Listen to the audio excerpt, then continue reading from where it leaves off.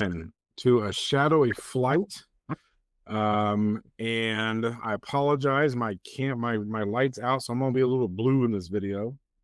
We'll see if AI can fix that. But if not, Greg, how are you? Fantastic. How about yourself? I am doing well. It's a Sunday evening here, so getting ready for school tomorrow and all that fun stuff. Scott, how are you doing? Fine as frogs here. The weather here today was absolutely beautiful. I did not get kit out. I wish I had, but I had to work on Michael's. It was a little bit better here. It was in the 60s, but very, very windy. So, Yeah. but yeah, but hopefully the weather's starting to get to our Midwest, what's it called? Our Midwest summer here, because this spring does not feel like spring up here in Indy, and probably feels about the same in Kentucky. So, and of course, Greg, you're in Florida and you suck and we hate you. Yeah, we get hot and hotter. There's only two seasons. I mean, it's just, hot and misery. Let me You get 3 or 4 days of winter down there. So, Yeah. I mean, that's a stretch. if it snows, you guys just don't know what to do with yourselves. You're like, Oh, this last year when the snow hit us, I mean, everybody like literally panicked. The whole city just shut down. it's like, geez, See, up here in Indiana, and probably the same in Kentucky, in the winter comes out and the snow hits, we go out and learn how to drive in it. We do donuts in parking lots, and we go out and we learn how to drive in it. And so when the snow hits up here, it's just like, let's go to the usual days. So yeah. So you guys don't know how to drive in that stuff in Florida. Well, I'm from North Carolina. I grew up in it. Oh, okay, fair enough. You're the exception to the rule. Gotcha. So, all right. Well, gentlemen, we have a couple of topics we're going to talk about. The first one I was going to bring up, because this is something that I thought about when I first bought my car. But I decided against it because I'm a little bit of a cheapskate. So when I bought my car, I go to the BMV and to get title work done, and the guy says, can I have your insurance so we can register it? And I said, I won't be doing that, because I knew the car wouldn't be on the road for a number of years at that point. So, and then I started looking at, because the one license plate we all want on our Knight Rider car. Of course, Night, right? Which you only going to get. That's right. Scott's right there, a little closer to the camera because it fades out because of the blue. Oh. But the Knight's what we all want, right? And I checked Indiana, someone has it already. And actually the guy I bought my car off of, he had Knight spelled with a 1, I believe. Which is a fairly one. Then I thought, you know what? There's the one episode, the one scene where Kit had the license plate that flipped. I thought to myself, I'll try for that license plate. That one's gone too. So I was curious, did either one of you guys get the custom plate, the real custom plate for your car from your state? No, I think actually Chris from Night Scanners has either Night or KNIIGHT on his, so that's already taken. My first replica, I had KN1GHTT. Okay. And of course, Kit's taken. I checked that. On my state, you can check these plates. And I even went so far as to look at all the, like on my personal car right now, I have a trucking license plate, and it says put your phone down, because that's one of my pet peeves of people driving and texting and all that shit. So I have a trucking license plate that I pay extra for that says put your phone down. And I even checked all those plates to see if I could get a Kit or a Night or something. So you guys, what are you gonna go with anything? You gonna try for anything?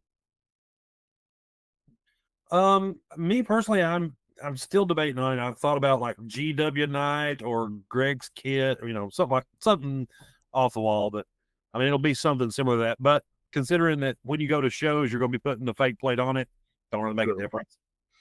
Yeah, I thought about that. And they make the flipper, the one that the plate comes out and flips around and then comes back in. And okay, that's that one, right? Now that will not quite fit on our bumpers, will it, Scott? No, it is a little bit over half an inch too wide. Half an inch too wide. Okay.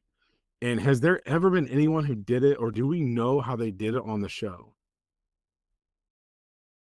I believe the one on the show had a custom mechanism, and I think Bo McDonald replicated it at one point. It was a triangular mechanism that had 3 plates.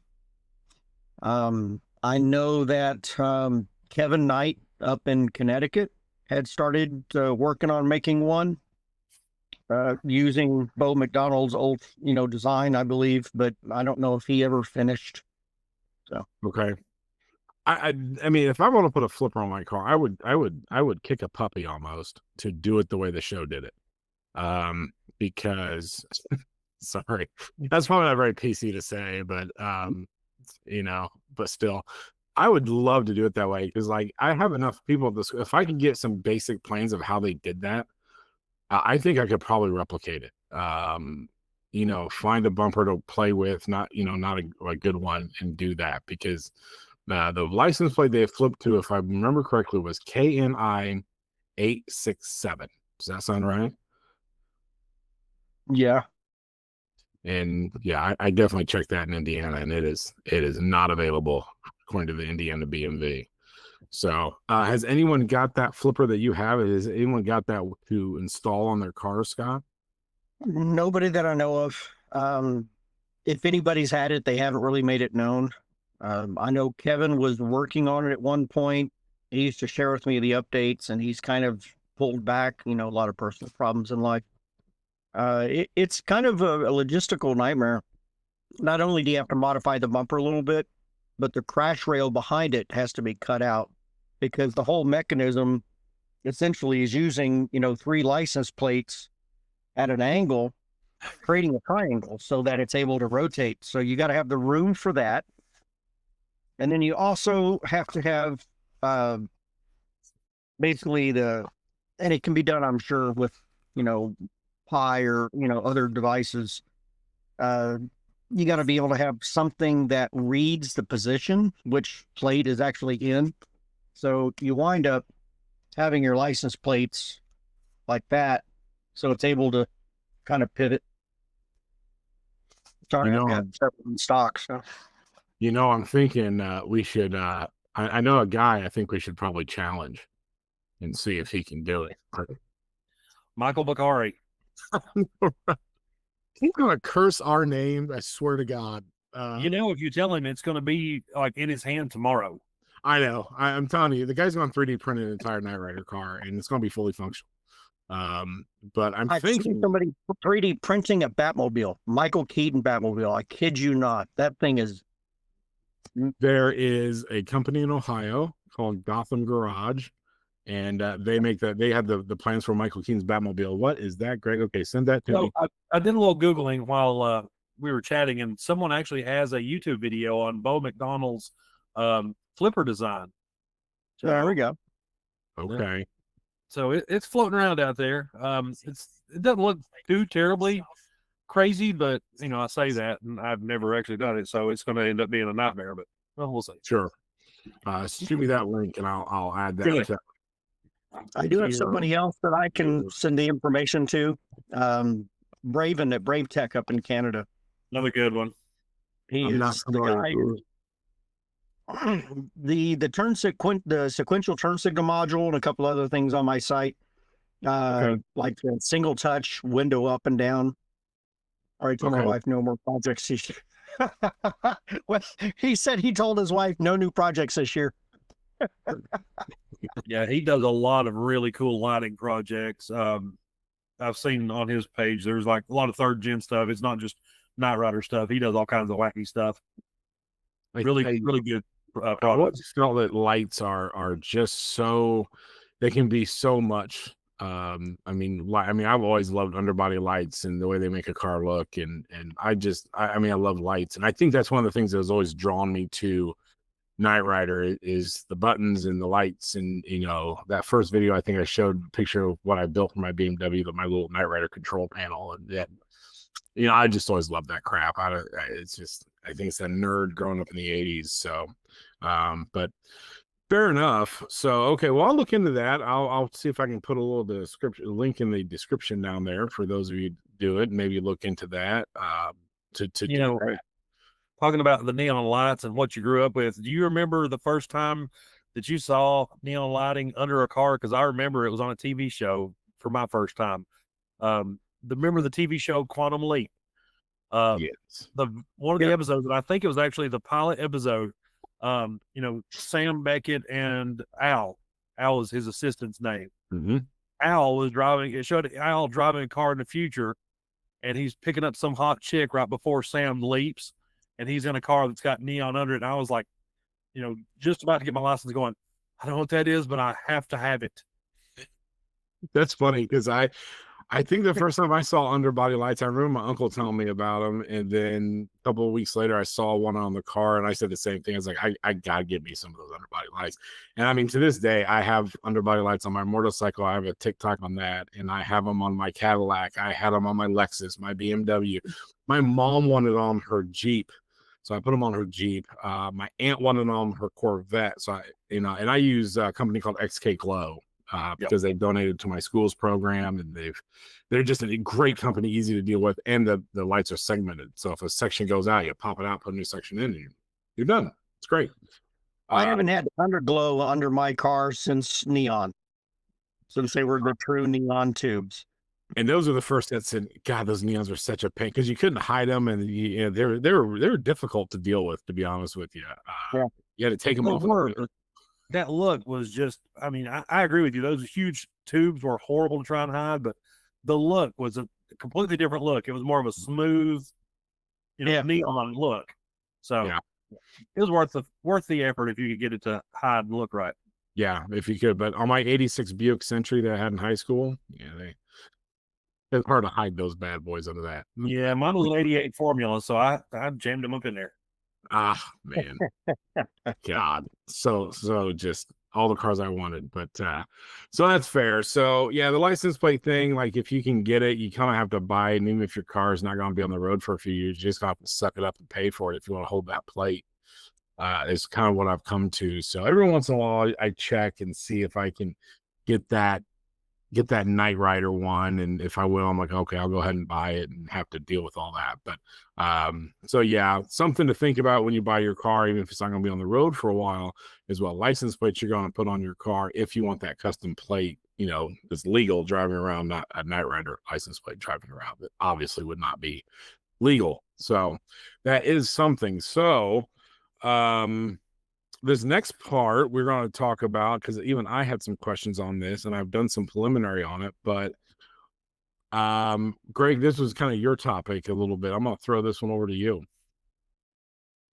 So, and like I say, Scott has done a little bit more in-depth stuff than I have. On my first replica, the only thing I did was I had a couple of L brackets and stuck the fog lights on there.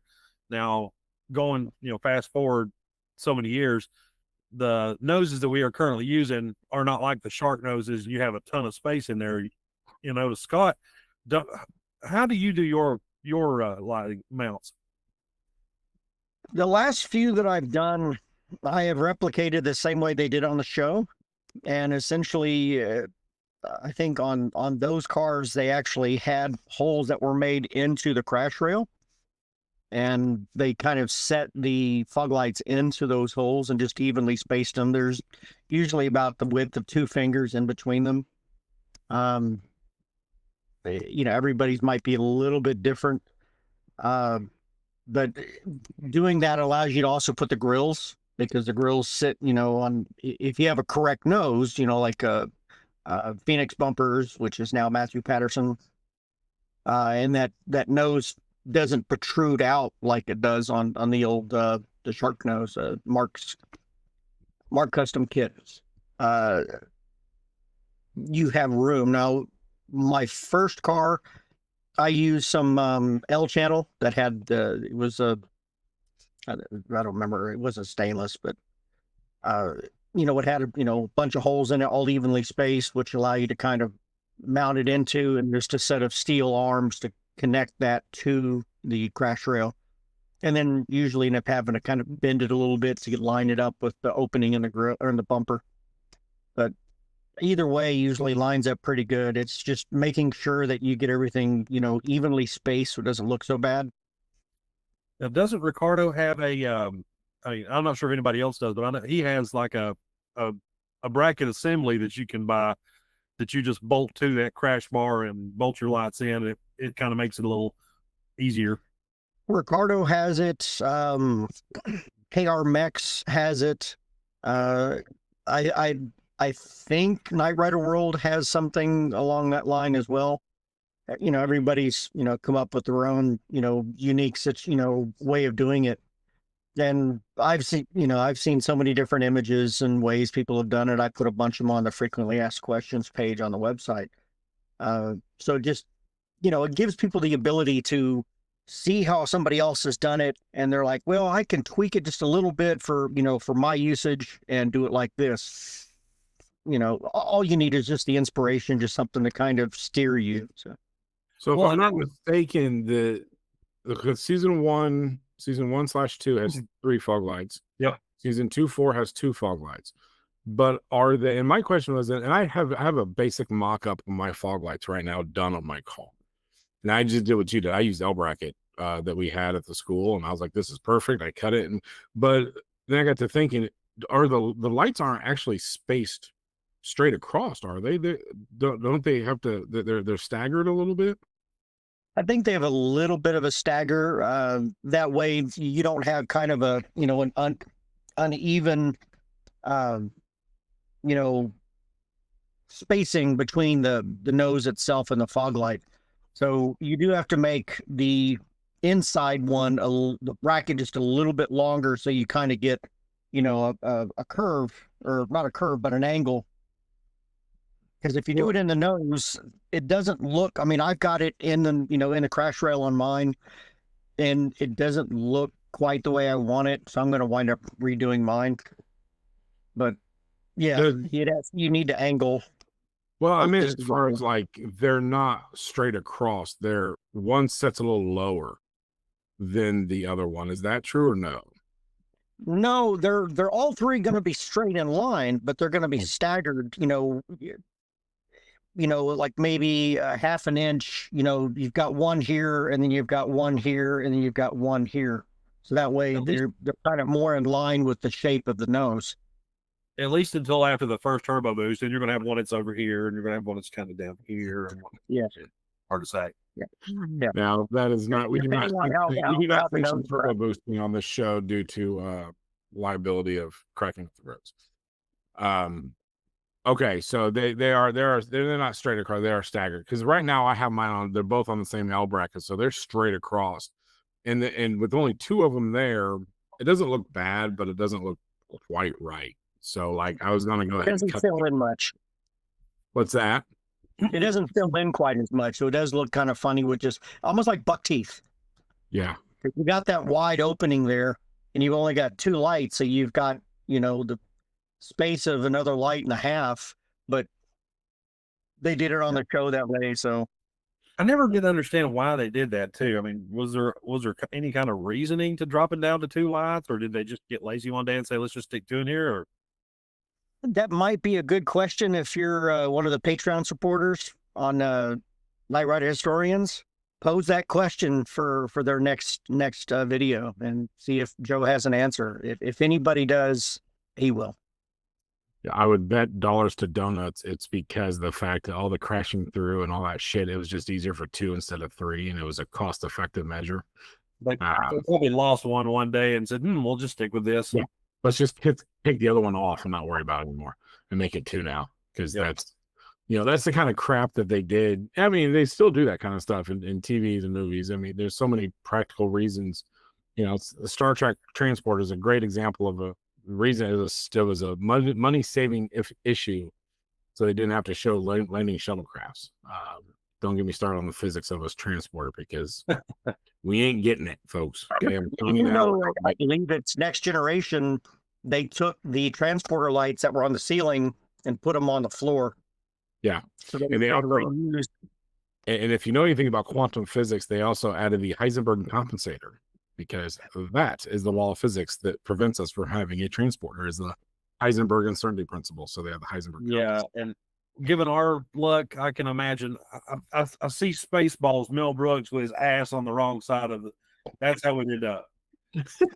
I'll- I will come out. I mean, I know I'll get merged with somebody, and it'll probably be just be an asshole I get merged with, and it'll just be a living hell. Either that or like the Fly, you come out with like half Yeah. insect DNA, and things go terribly wrong. Yeah, and it would be the bad kind of the Fly powers. It wouldn't be like Spider-Man where you get like the cool Spider-Man powers that come out with 8 eyes and all kinds of messed up and whatnot. Yeah, you come out with that, and in order to eat, you have to puke on something, and it smelt. Yeah, great superpower.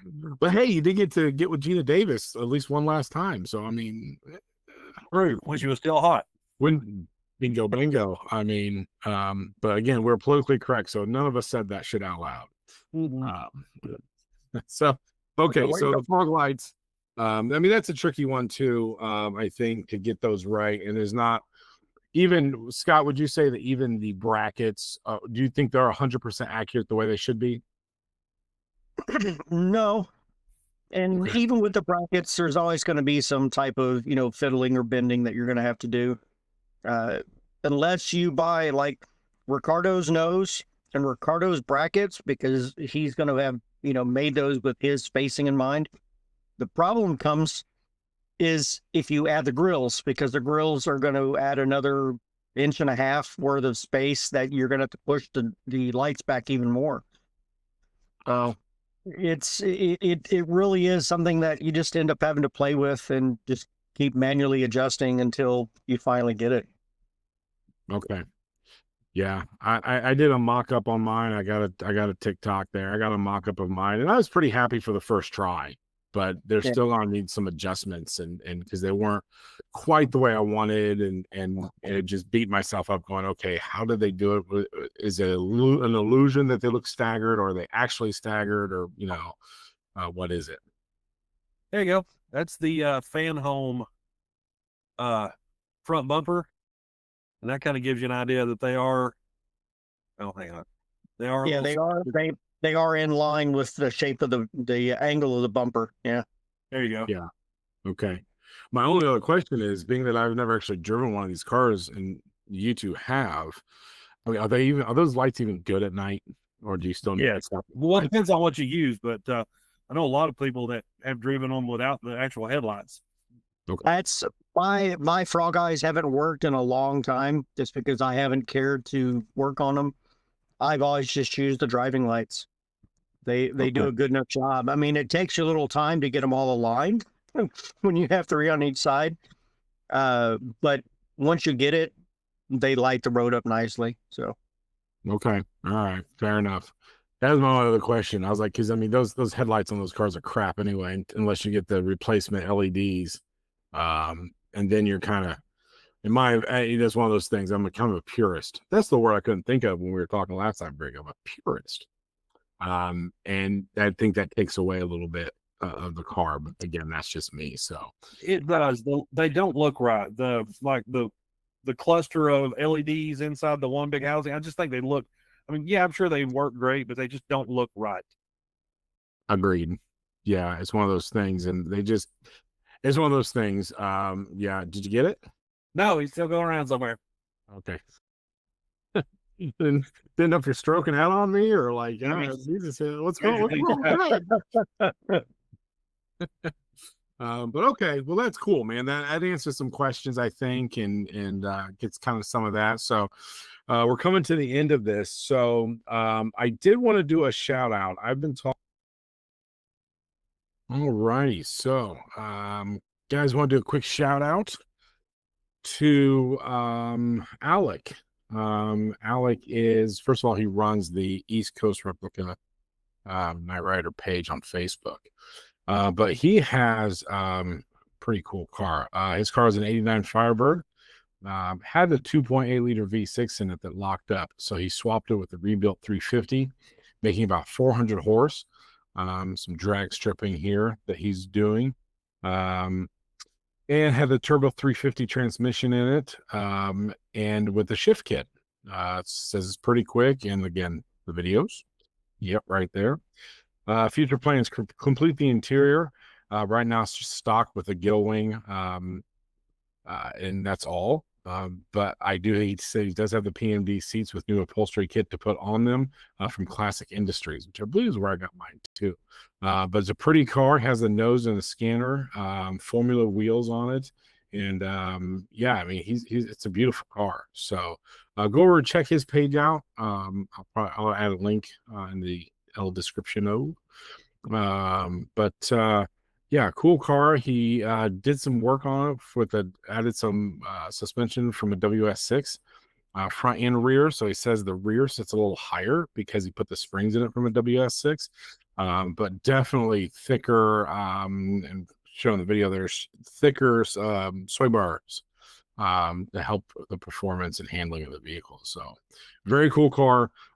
Thanks, Alec, for your help and support and everything. So we do appreciate it. Back to you guys. I think there's a shout out for a couple people that Greg needs to make, because this man has been truly blessed. That is for sure. Yeah, I wanted to thank a couple of guys. Jason Wallace reached out to me. As many of you know, my car caught fire and burnt, and well, probably, I mean, same day. You know, obviously I was heartbroken as soon as I got the news, but within hours of that picture I posted on the group, I get a message from Jason Wallace, and what he did was, I mean, mind blowing. He said, "Hey, look, I've got a spare car that me and someone else were going to build, and that other gentleman was Bobby Carpenter, and they reached out to me and said originally Bobby was going to use that car to build, but he found a better, more solid car that he wanted to use, and they said, not only will we give you the car, but we're 6 hours away and we will drop it in your driveway." So last night I got 2 nights ago, I got the car, and what I got was not what I expected. I expected a decent starter, but I wasn't expecting it to be as far along as it is. I mean, this car, the body work, it's sanded. It's probably 95% complete as far as the body work goes. The engine bay is painted black. The engine is painted and cleaned up. I mean, this car is not just a replacement, but this thing is leaps and bounds further than what I had. And I can't thank them enough. Bobby and Jason both didn't know me from Adam. I met Jason at Southern Nights this past year, and we exchanged, "Hey, nice car." He had the car that was done up as car with the plastic dip on the bottom. And I mean, we spoke 2 words to each other. "Hey, nice car. I'm Greg." That was it. So for him to reach out to me, not knowing me, just, I mean, mind blowing. I can't thank either of these guys enough. You know, I've always said karma goes both ways, and what you've done over the last few months, you know, for Michael, and you know, I'm sure for a couple other people, you know, on parts, good karma, man. It came back around, and I can't think of anybody more deserving. So I appreciate the that. timing of it, the timing was just absolutely beautiful. So no, neither can I. I think it's amazing. It just speaks again to our community. Like, it's just, I mean, it's amazing. You know, I mean, so that is an awesome blessing, and thank you for those guys. And I mean, you can't say anything else. So, so yeah, so that's amazing. Keep us up to date on that, on your work on that car, Greg, and put up pictures of that car. I got some of them already. So, and all that kind of stuff. Right. Southern Nights is only a couple months away. If you hurry up, man, you can. I'm not going to pull. Hey, not to name any Christensen names or anything, but I'm not going to stress myself to the point of a migraine and a heart attack to get this car done. It may see Southern Nights 3 years from now, but yeah, soon. I can't do that. So someone asked me if my car's going to be ready, and I was like, yeah, no, the kids, it is not going to get painted by the end of school this year. Unfortunately, we got 30 days of school left. Not that I'm counting. Not that I'm counting that we have 30 days of school left, because I'm not counting that we have 30 days. 3-0 tomorrow, and yeah, but so she ain't gonna make it. He's not gonna make it this year, but I do hope for next year and all that kind of stuff. So yeah, um, so here's hoping. So, but yeah, that's amazing. Scott, I have a mirror. I'm gonna send you. I'm gonna mail you, for Christensen's car. I appreciate that. He told me he Yeah. wants to put red lights in it. Oh, sweet. Yeah, yeah. I'm not gonna put one back. And I was like, yeah, I got a mirror. Here, you can have mine. So one less thing, because otherwise half the stuff, like, yeah. So yeah, I'll get that out to you. So yeah, I mean, it just speaks to the community. Like, we're here to help, and yeah, it's amazing. I mean, you got a car, so the most I can give right now is a rear view mirror. But hey, I mean, if I don't need it, it's all yours. So Well, I mean, if you need parts and they're not burnt to a crisp, let me know. oh man, okay, all right. Well, gentlemen, thank you, and I think this concludes another episode. So we'll roll the credits.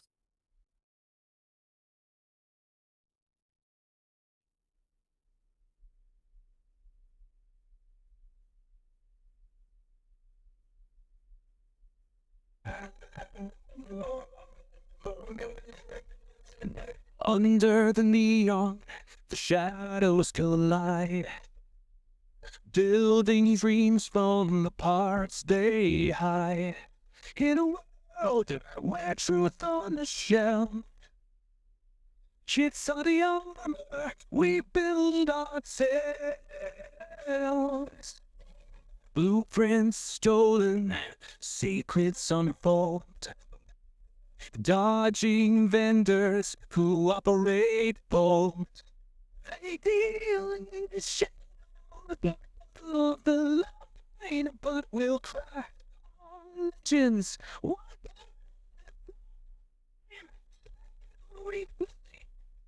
Chase the night, to the end of pale moonlight.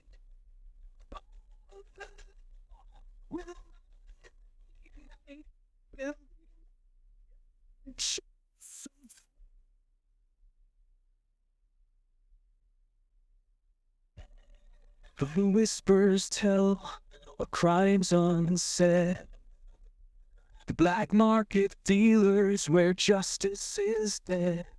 But our hands carve out a better way. Through criminal nets where honesty frets. Nights of pavement, rebels in strife.